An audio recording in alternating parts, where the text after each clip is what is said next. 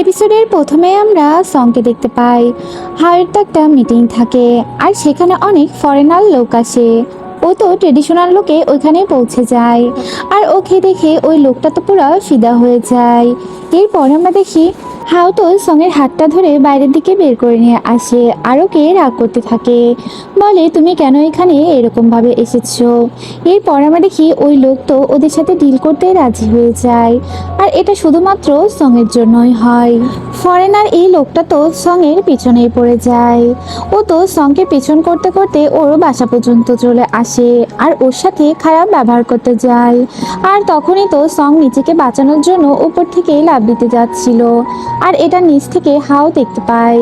ও ভাবে যে সং হয়তো সুইসাইড করতে যাচ্ছে, আর এরপর ও তো তাড়াতাড়ি উপরের দিকে উঠে যায়, আর গিয়ে ওকে হাগ করে। এরপর আমরা দেখি হাও তো সংকে নিয়ে বাইরে বের হয়ে আসে, আর ওইখানে তো অনেক মিডিয়ার লোক চলে আসে। এরপর ও তো ওকে নিয়ে বাসায় চলে আসে, আর ওকে রাগ করতে থাকে যে এরকমটা আর কখনোই করো না। এরপর আমরা দেখি ওদের দুই বন্ধুরা তো কাছাকাছি আসছিল, আর ওরা দুজন গাড়িতেই সকাল হয়ে যায়, আর দুজন দুজনের সাথে একটা ভালো সম্পর্ক গড়ে তোলে। এরপর আমরা দেখি হাও আর সঙের বিয়ের জন্য ওর বন্ধুরা তো বেশ সুন্দর করে ডেকোরেট করতে থাকে, আর দুজনের মধ্যে ফাইটিংও হয়। এরপর আমরা দেখি হাও আর সং তো ওদের বিয়ের ড্রেস কেনার জন্য চলে যায়, আর এরপর ওরা ওখান থেকে সুন্দর ড্রেসও কিনে নেয়।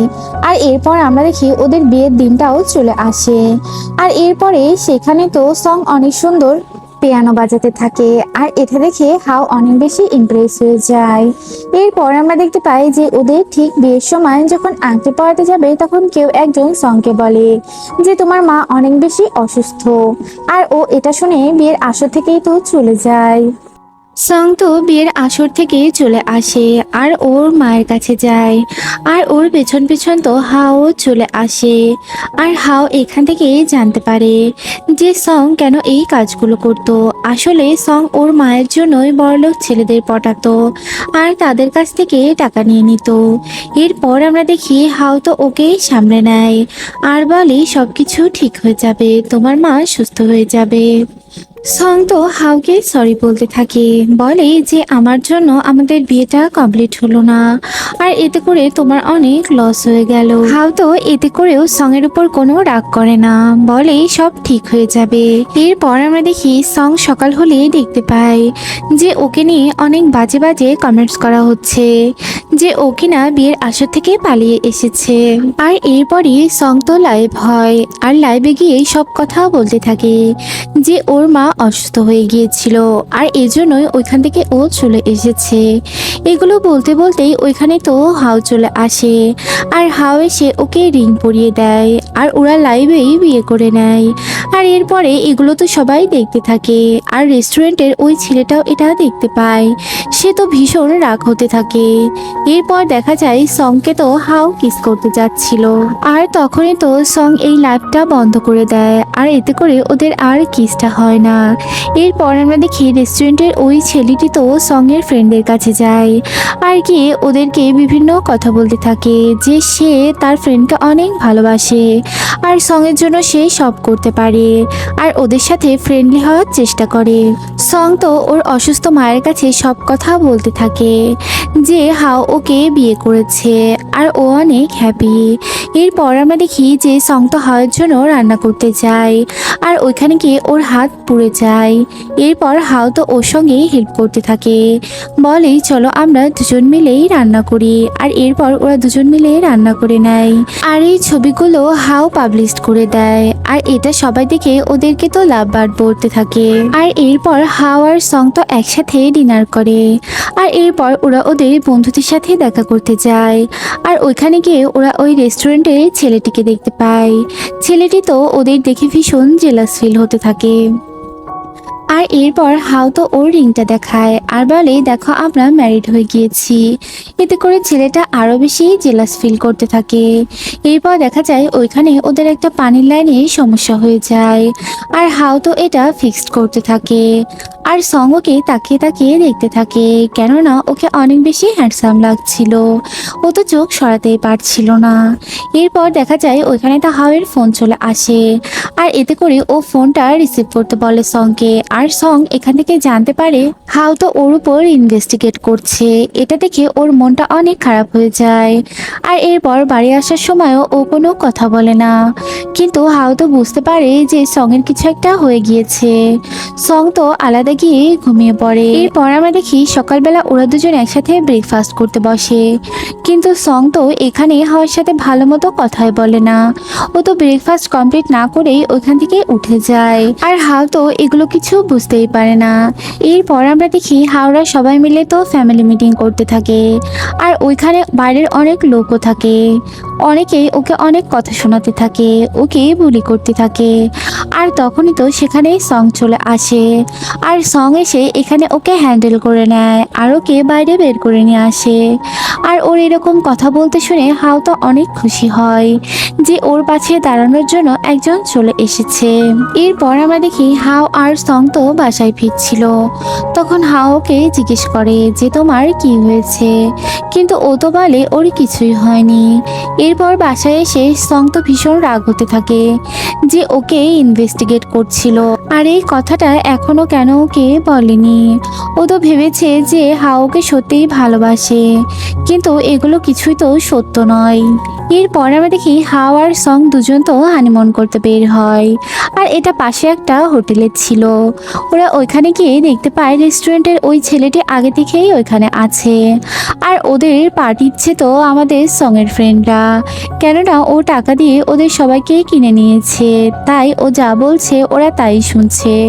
এরপর দেখা যায় ওরা হোটেল রুমে ওঠে, আর ওইখানে একটা রুম তো একেবারে সুন্দর মতো সাজানো ছিল, আর এটা দেখে হাও তো অনেক লজ্জা পেয়ে যায়।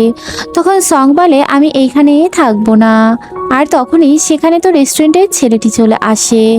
ও এসে বলে যে আমি তোমার সঙ্গে থাকবো, আর সং আলাদাই থাকুক। তখন হাও তো বলে ঠিক আছে তুমি একাই থাকো।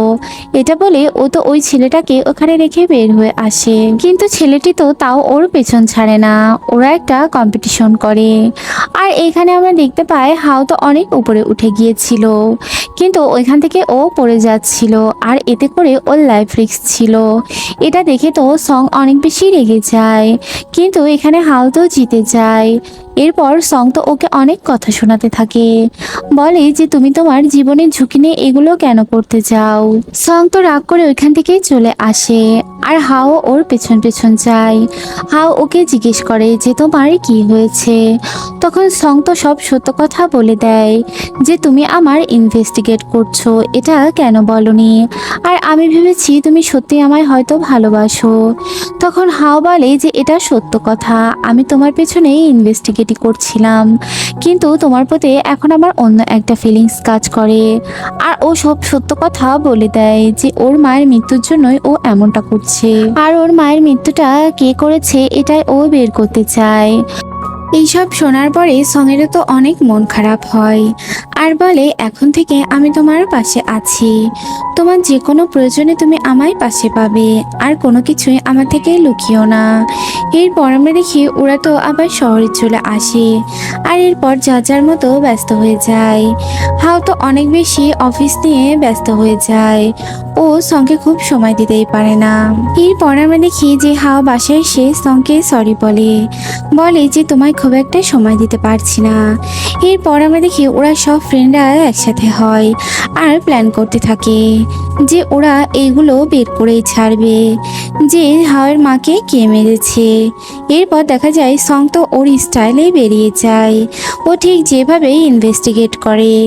এরপর দেখা যায় সং তো হাওকে অনেক অ্যাক্টিভিটি শেখায়, বলে যে এরকম স্ট্রং হতে হবে, তাহলে আমরা ক্রিমিনালকে খুঁজে বের করতে পারবো। এরপর আমরা দেখি এগুলো করতে করতে ওরা অনেক মজাও করতে থাকে, আর এরপর দুজন দুজনের অনেক কাছে চলে আসে। এরপর আমরা দেখি সং তো একটা প্ল্যান করে, আর সেই প্ল্যান অনুমতেই হাও তো ওই মেয়েটির সঙ্গে দেখা করতে যায় যে মেয়েটি ওকে পছন্দ করত, আর ও গিয়ে তো সঙের নামে অনেক বাজে কথা বলতে থাকে। ও বলে যে আমি তো সঙকে ভালোবাসি না, একটু হুট করে আমাদের বিয়েটা হয়ে গিয়েছে, আর আর আমি এখন বুঝতে পারছি যে আমি তোমায় কতটা ভালোবাসি। ও আসলে ওর প্রেমের ফাঁদে মেয়েটাকে আটকানোর চেষ্টা করছিল, আর এটা ওদের একটা প্ল্যান ছিল। এরপর আমরা দেখি ও যখন চলে আসছিল, মেয়েটা তো ওকে পিছন থেকে হাঁক করে। আর ওইখানে তখনই রেস্টুরেন্টের ওই ছেলেটি চলে আসে আর এসে বলে যে আমি তো দেখে ফেলেছি, তুমি তো সঙের সাথে 2 নম্বরই করছো আর তুমি ওকে ঠকাচ্ছ। এগুলো বলতে বলতে সং চলে আসে, আর এই সব কিছু ওদের ফ্রেন্ডরা প্ল্যান করে করছিল। এরপর দেখা যায় সং তো ওইখানে গিয়ে বলে যে তুমি আমায় ধোকা দিচ্ছ, বিভিন্ন কথা বলে ও তো হাওয়ের হাত ধরে বাইরে বের হয়ে আসে। তখন হাও বলে তুমি তো অনেক ভালো অভিনয় করতে পারো, তোমার তো একটা অ্যাওয়ার্ড দেওয়া উচিত। এরপর আমরা দেখি ওদের প্ল্যান অনুপাতে সং ওইখানেই থাকে, আর হাও তো চলে আসে আর ওকে দেখতে থাকে। তখন ওইখানে একটা এমপ্লয়ার চলে আসে, আর তার সাথে তো সং ড্রিঙ্ক করতে থাকে আর অনেক কথা হাওয়ের বিরুদ্ধে বলতে থাকে। সং বলে যে আমাদের তো বিয়ে হয়েছে, কিন্তু আমরা এখনো একসাথে ঘুমোতে পারিনি।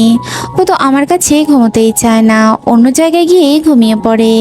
তখন দেখা যায় এরপর ও বাসায় চলে আসে, আর ওর পেছন থেকে হাও তো চোখ ধরে আর এরপর বলে যে তুমি ওকে কি বলেছো, তুমি কি আমার সাথে ঘুমোতে চাও নাকি, এটা বলে ও দুষ্টুমি করতে থাকে। আর তখন সঙ্গও তো ওর হাত ধরে আর ওর সঙ্গে অনেক ক্লোজ হতে চেষ্টা করে। আর তখন উল্টো তো আমাদের হাওই লজ্জা পেয়ে যায়।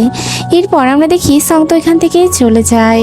এরপর আমরা দেখি সকাল হলে ওরা দেখতে পায় যে ওদের নিয়ে একটা প্রতিবেদন বের হয়েছে যে ওদের স্বামী স্ত্রীর সম্পর্ক খুব একটা ভালো নয়, আর ওদের তো ডিভোর্স হয়ে যেতে পারে।